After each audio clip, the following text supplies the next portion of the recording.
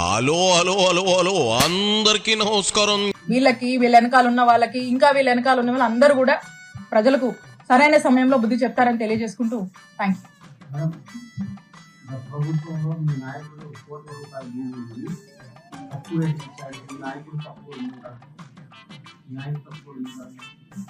నేను చెప్తుంది ఏంటి, రాజకీయాల్ని వీళ్ళు ఎలా అడ్వాంటేజ్ తీసుకున్నారు, మా పార్టీలో ఉన్నప్పుడు ఏ విధంగా అడ్వాంటేజ్ తీసుకున్నారు అనేటువంటి విషయాన్ని నేను చెప్తా ఉన్నాను. ఇక్కడ తప్పు ఒప్పులు అంటలేదు. నేనేమంటున్నాను కారు చౌక్కి కొన్ని ఎకరాల భూమిని కాజేశారు, తీసుకున్నారు, మా నాయకుడు చుట్టూ తిరిగి ఏ విధంగా అడ్వాంటేజ్ గా ఏ విధంగా లబ్ధి పొందారని చెప్తున్నా. మాకు అలాంటి అవసరాలు లేవు. మేము అలా రాజకీయాల వల్ల లబ్ధి పొందాలనో రాజకీయాల వల్ల అడ్వాంటేజ్ అవ్వాలనో మేము అనుకోలే. మేము పూర్తిగా ప్రజాసేవ చేయాలనుకుంటాము, నిజాయితీగా వచ్చి సేవ చేయాలనుకున్నాం. మా నిజాయితీయే మా బలం, మా నిజాయితీయే మమ్మల్ని కాపాడుతుంది. మేము నీతివంతులుగా ఒక మంచి పరిపాలన చేశాము, ఆ సర్వీస్ మోటివ్ తోనే మేము ముందుకు వెళ్తున్నాం. అది మేము మీకు స్పష్టం చేయాలనుకుంటుంది. రాజకీయాల వల్ల మేము ఏదో ఇదవ్వాలనుకునే ఉద్దేశం మాది కాదు అనేది స్పష్టం చేశాను. అది దాంట్లో భాగంగా నేను మాట్లాడడం జరిగింది.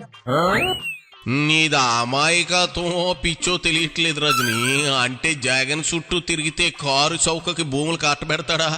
అంటే మీ బాసు ఒక సీఎం గా అంత వీక్? సరే, ఇప్పుడు అంటే నీకు ఆ నరసరావుపేట ఎంపీకి గొడవైంది కాబట్టి నిజాలు బయట పెట్టావు. ఇలా జగన్ ఎంతమందికి ఎన్ని వేల ఎకరాలు అప్పగించాడు అదే కారు చౌకగా అవి కూడా బయట పెట్టు. మీ ప్రభుత్వ హయాంలో అవినీతి జరిగిందని నువ్వు చెప్పకనే చెబుతున్నావుగా రజని. ఇంకేముంది, మటాష్ జగన్ రెడ్డి మటాష్ మే మటాష్ అంతే. చివరిగా ఏం చెబుతావు చెప్పు, మరీ లాగా సింపుల్ గా ఒక మాటలో తేల్చాయి.